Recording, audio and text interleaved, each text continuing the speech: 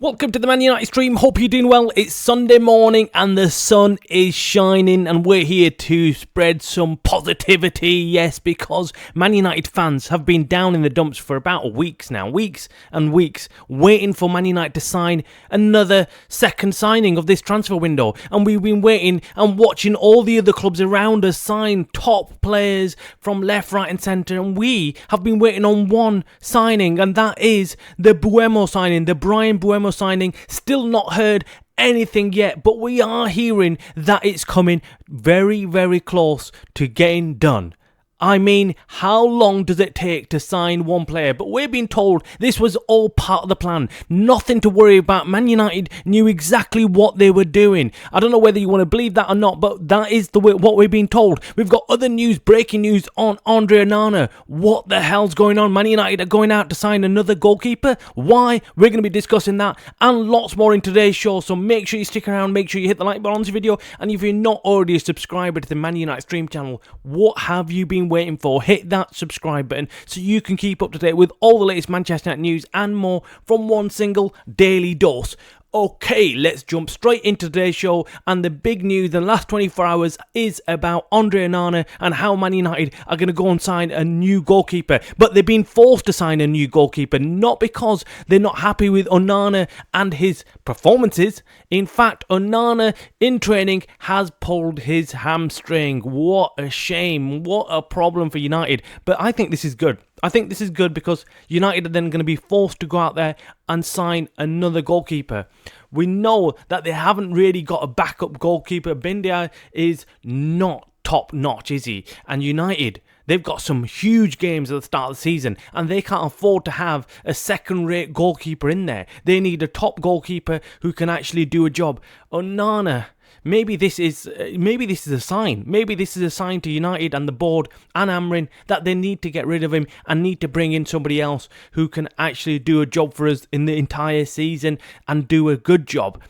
Let us know in the comments below what you think about this Andre Onana injury and who do you think they should be bringing in. Do you know any goalkeeper out there who might be a free agent who might actually do a very good job for us? I think, look, goalkeepers are not very expensive. You can get a decent goalkeeper for a decent amount of money, and I think United need to be looking at a new goalkeeper. Now, the biggest problem United have had last season was, of course, scoring goals, and that is a void that they're still trying to fill. But we're trying to be positive here. We think this is all part of a plan. We're hoping that it's all part of a plan. Look, Buemo is going to get done. We've been saying it for weeks. This is not going anywhere. We've had few reports here and there saying it's going to get hijacked by Tottenham or another club, and Newcastle are still interested, but he wants United, and United know that. They've had discussions with him and his agents, and they know he's not going anywhere. So they've taken a completely relaxed approach with this and thought, right, okay, we'll get this done. We know everything's there. It's ready. Everything's ready. Terms have been agreed. Even Brentford have put down on the table what they want, and they've even discussed that. They've discussed the payment terms and how it should be paid. So United have completely sat back and relaxed on this deal. And as fans, we're watching it from the outside thinking, why haven't they moved? Why haven't they confirmed it? Why haven't we had the here we go now?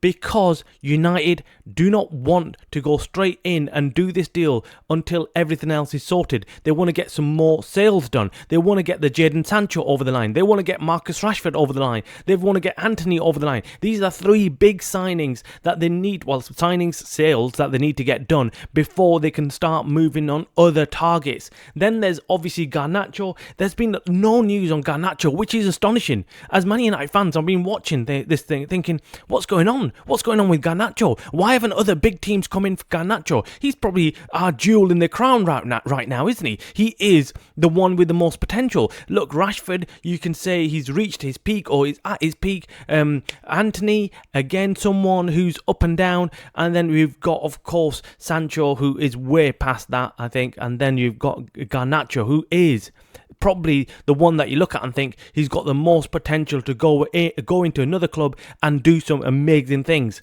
but no offers. Are clubs waiting till the very end? I think that's what they are doing. We heard that yesterday in our show that we told you that Marcus Rashford, Barcelona are interested in him. The reason why they're not making a move on him is because they want to wait to the very last minute and then come in with an offer, a lowball offer most likely, and then United have to make a decision and have to make it quickly. They probably want him off the books and they probably want to sell him, and well, this is it. This is how it works. Unfortunately, these clubs who are not desperate for players can do this to United. United, on the other hand, everybody knows are desperate for a striker. So that's when they go knocking, teams know exactly what to do with United, which is pull their pants down and add triple tax on them. What any other team would not get, United get. And this is unfair, and United need to sort this out. And maybe this is why Ineos and Jim Ratcliffe are trying to sort this out. They're trying to send a message to the rest of the clubs out there that United will not get their pants pulled down. They will not pay the extra added tax that all clubs are charging United.